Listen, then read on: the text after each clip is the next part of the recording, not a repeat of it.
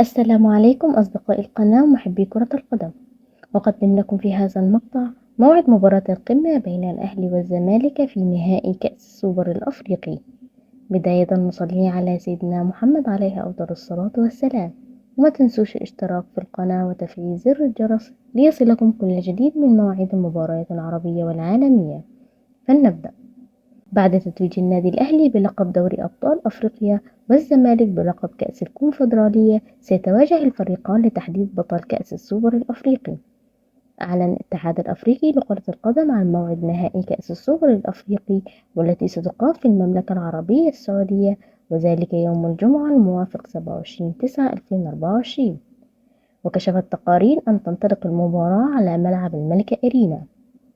تذاع المباراة على شبكة قنوات SSD الرياضية. وفي النهاية ما تنسوش تكتبوا لنا في التعليقات توقعاتكم لنتيجة مباراة القمة. شكرا لكم والسلام عليكم ورحمة الله وبركاته.